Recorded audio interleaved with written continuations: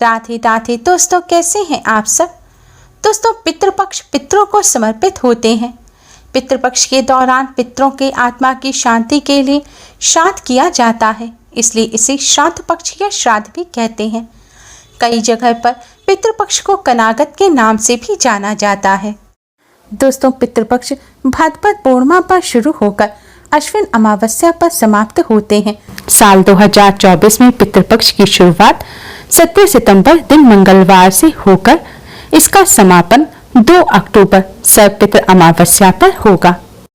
हिंदू धर्म में मान्यता है कि पितृपक्ष के दौरान यमराज सभी आत्माओं को पृथ्वी लोक पर भेजते हैं। यह सभी आत्माएं अपने परिवारजनों से अपने हेतु तर्पण श्राद्ध लेने के लिए धरती पर आती हैं। ऐसे में जो व्यक्ति अपने पितरों का श्रद्धा से श्राद्ध या तर्पण नहीं करते, उससे उसके पितर नाराज हो जाते हैं। इसलिए पितृपक्ष के दौरान पितरों के निमित्त तर्पण और श्राद्ध जरूर करना चाहिए। पितृपक्ष में पितरों के लिए श्राद्ध करने से परिवार के सदस्यों की तरक्की का रास्ता खुल जाता है, साथ ही पितृदोष का भी निवारण होता है। मान्यता है कि पितृपक्ष में तर्पण श्राद्ध और पिंडदान करने से पितृगण प्रसन्न होते हैं और अपने परिजनों को सुख और संपन्नता का आशीर्वाद देते हैं। दोस्तों, पितरों के निमित्त श्राद्ध और तर्पण कर्म पितरों की मृत्यु तिथि पर ही करना चाहिए, यानी कि जिस समय जिस व्यक्ति की मृत्यु होती है उस समय जो तिथि होती है, चाहे वह कृष्ण पक्ष हो या शुक्ल पक्ष, पितृपक्ष के दौरान उसी तिथि के दिन उस व्यक्ति का श्राद्ध किया जाता है। जैसे कि अगर किसी व्यक्ति की मृत्यु तिथि शुक्ल पक्ष या कृष्ण पक्ष की चतुर्थी है, तो पितृपक्ष के चतुर्थी पर उस व्यक्ति का श्राद्ध किया जाएगा। जिन पितरों की मृत्यु तिथि पता नहीं होती, उनका श्राद्ध सर्वपितृ अमावस्या पर किया जाता है। हिंदू धर्म में मृत्यु के बाद श्राद्ध करना बेहद जरूरी माना जाता है। मान्यता है कि अगर अपने पूर्वजों का विधि पूर्वक श्राद्ध और तर्पण नहीं किया जाए तो उन्हें इस लोक से मुक्ति नहीं मिलती और वो भूत प्रेत के रूप में इस संसार में ही भटकते रहते हैं। इसलिए पितरों की मुक्ति के लिए श्राद्ध पक्ष का बेहद महत्व है। माना जाता है कि जिनके पितर उनसे नाराज होते हैं उन्हें पितृदोष लगता है। पितृदोष को सबसे जटिल कुंडली दोषों में से एक माना जाता है।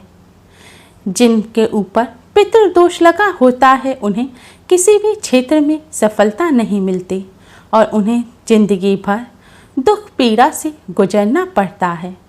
पितृपक्ष पितरों को प्रसन्न करने के बहुत ही खास दिन होते हैं। इन दिनों आप छोटे छोटे से कर्म करके, छोटे उपाय करके पितरों को प्रसन्न कर सकते हैं और उनका आशीर्वाद प्राप्त कर सकते हैं। माना जाता है कि जिन पर उनके पितरों का आशीर्वाद होता है उन्हें सभी देवी देवताओं का भी आशीर्वाद प्राप्त होता है। आज की इस वीडियो में हम आपको पितृपक्ष में करने वाला एक बहुत ही आसान और असरकारक उपाय बताने जा रहे हैं। इस उपाय को आप पितृपक्ष में किसी भी दिन कर सकते हैं, लेकिन अगर हो सके तो इस उपाय को पितृपक्ष में रोजाना अवश्य ही करें। इस उपाय को करने से पितृ तृप्त होते हैं, पितृ प्रसन्न होते हैं, पितरों का आशीर्वाद प्राप्त होता है और पितरों के आशीर्वाद से पितृदोष से मुक्ति मिलती है और बिगड़े काम बनने लगते हैं। जीवन में खुशहाली आती है और हर क्षेत्र में सफलता मिलती है। दोस्तों, इस उपाय को सही प्रकार से करने के लिए आप हमारी इस वीडियो को अंत तक अवश्य ही देखें। अगर आपने हमारे चैनल को अभी तक सब्सक्राइब नहीं किया है तो जल्दी से हमारे चैनल को सब्सक्राइब कर लें और बेल आइकन को हिट अवश्य ही करें, जिससे हमारी सभी नई वीडियोस की नोटिफिकेशन आपको फ्री में सबसे पहले मिल पाए। आइए दोस्तों, जानते हैं अब इस उपाय के बारे में। दोस्तों, यह उपाय आपको थोड़े से काले तिल से करना है। उपाय करने के लिए सबसे पहले स्नान करके स्वच्छ वस्त्र धारण करें। इसके बाद आप एक साफ लोटा लें।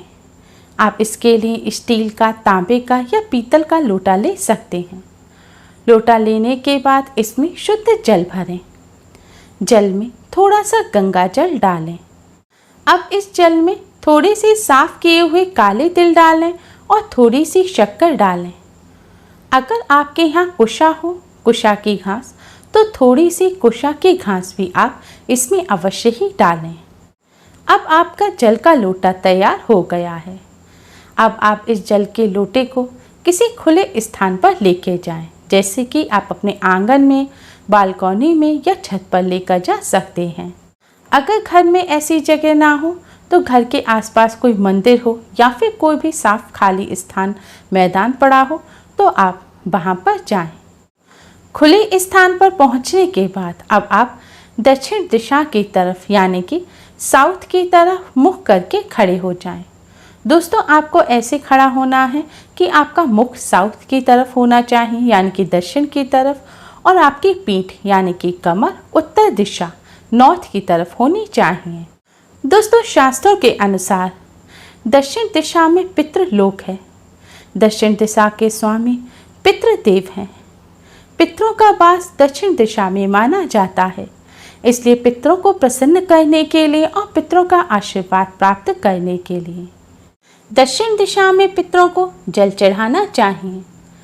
जल चढ़ाने के लिए आप जल के पात्र को अपने दोनों हाथों में अपने सिर तक उठाएं।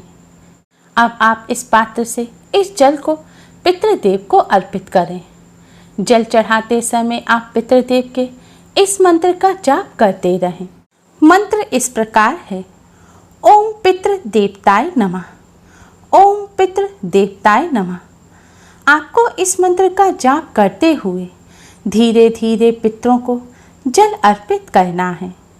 पूरे लोटे का जल चढ़ाने के बाद जल के लोटे में तिल या कुछ खास रह जाए तो उसे आप हाथों से निकालकर जल के स्थान पर डाल दें।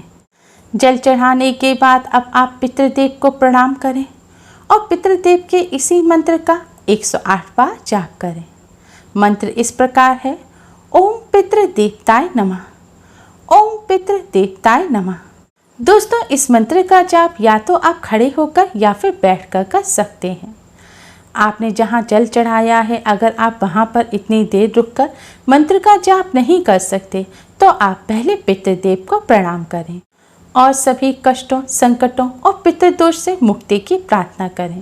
प्रार्थना करने के पश्चात अब आप अपने घर पर किसी साफ स्थान पर बैठकर दक्षिण दिशा की तरफ मुख करके इस मंत्र का 108 बार जाप कर सकते हैं। दोस्तों, अगर आपके यहाँ जल चढ़ाने के लिए कोई खुला स्थान नहीं है, कोई ऐसी जगह नहीं है जहाँ पर आप जल चढ़ा सकें, तो आप एक पात्र ले लें। एक खुले स्थान पर दक्षिण दिशा की तरफ मुख करके खड़े हो जाएं और उस पात्र में आप जल चढ़ा दें। पात्र में जल चढ़ाने के बाद आप पात्र के जल को किसी साफ स्थान पर लगे हुए पेड़ पौधे की जड़ में डाल दें। दोस्तों, जल चढ़ाते समय इस बात का ध्यान रखें कि पितरों को जो जल अर्पित किया है उस जल पर पैर ना रखें। जल चढ़ाते समय अगर पैरों पर छींटे आ जाएं तो उससे दोष नहीं लगता, लेकिन चढ़ाए हुए जल पर नहीं चलना चाहिए। इस उपाय को परिवार के सभी सदस्य कर सकते हैं। इस उपाय को महिलाएं, कन्याएं भी कर सकती हैं, लेकिन ध्यान रखें पीरियड के दौरान आप इस उपाय को ना करें। दोस्तों, पितरों की प्रसन्नता के लिए पितृपक्ष के दौरान रोजाना आप इस उपाय को अवश्य ही करें। इस उपाय को करने से पितृदेव का आशीर्वाद प्राप्त होता है। आपके पितृ तृप्त और प्रसन्न होंगे और आपको अपना आशीर्वाद देंगे, और जिन पर उनके पितृ प्रसन्न होते हैं उन्हें सभी देवी देवताओं का भी आशीर्वाद प्राप्त होता है और पितृदोष से मुक्ति मिलती है।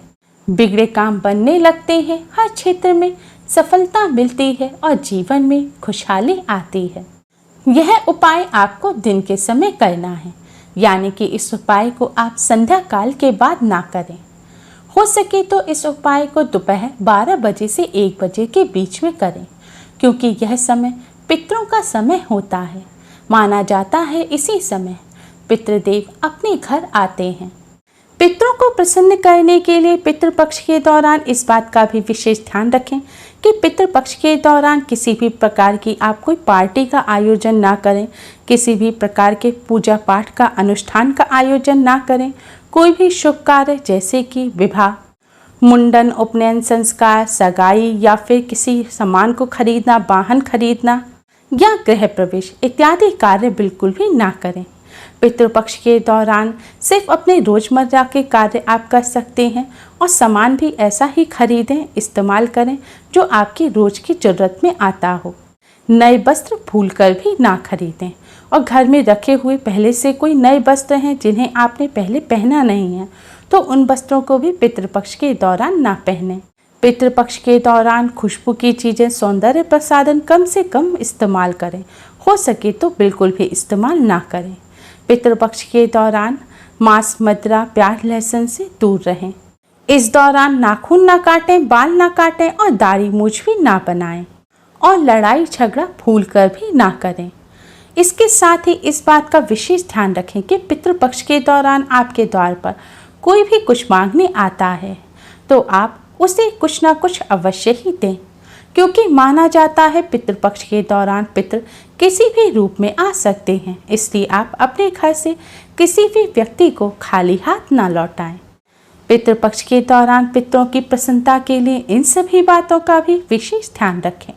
उम्मीद है आपको हमारी ये वीडियो पसंद आई होगी। प्लीज़ लाइक करें, हमारे इस वीडियो को अपने फ्रेंड्स और रिश्तेदारों में ज़्यादा से ज़्यादा शेयर करें जिससे वह भी इसका लाभ उठा सकें।